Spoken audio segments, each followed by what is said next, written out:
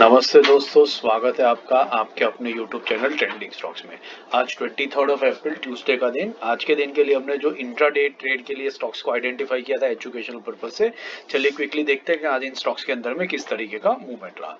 तो सबसे पहला स्टॉक जो हमने आइडेंटिफाई किया था वो था ACC।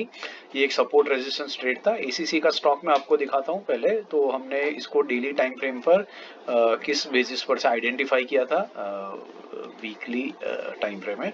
हाँ, देखिए डेली टाइम फ्रेम पर हमने इस रीजन से इसको आइडेंटिफाई किया था, ये सोचते हुए कि ये एक पोजिशनल ट्रेड भी हमारा रह सकता है, जो ये दो रेड लाइंस की चैनल जो है उसके बीच में ट्रेड करेगा। ठीक है, तो आज देखते हैं कि आज इस स्टॉक ने हमें किस तरीके का मूवमेंट दिया। तो बेसिकली 15 मिनट्स के टाइम फ्रेम पे देखते हैं तो हमारा बाई था 2407 के ऊपर। 2407 आपको मिला कहीं पर कुछ इस लेवल के ऊपर। 2407 is somewhere over this level।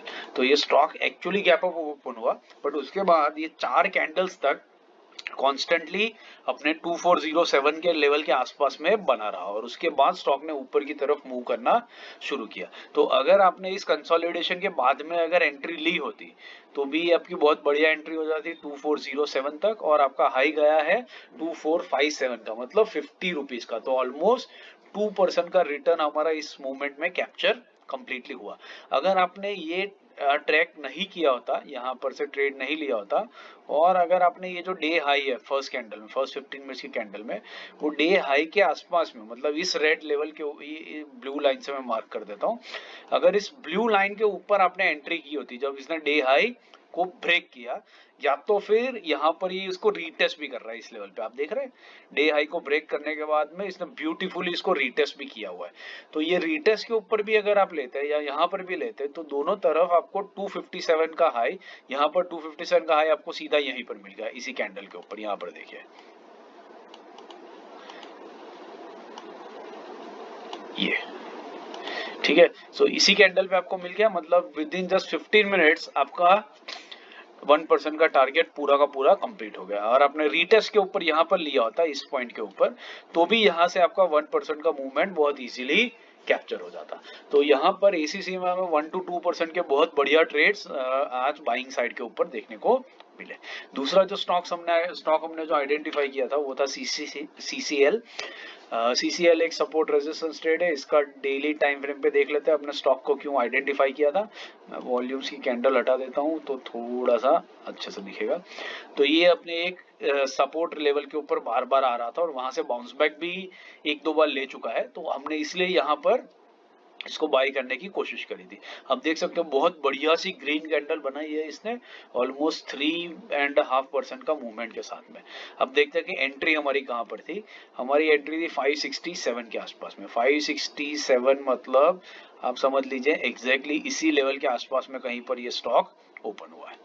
और दूसरी कैंडल में इसने लो भी लगाया 566.80 का, मतलब पहले आधे घंटे के अंदर में आपको इस स्टॉक के अंदर में एंट्री मिल सकती थी।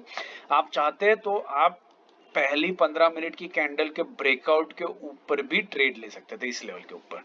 तो 567 या 569 दोनों में से किसी भी लेवल पर आपने स्टॉक में एंट्री ली होती तो यहां से ये स्टॉक राइज किया है मैक्सिमम टिल 586, मतलब 68 से 86, तो आप समझ लीजिए ये हो गया ऑलमोस्ट 18 रुपीज का मूवमेंट इस स्टॉक ने दिखा है।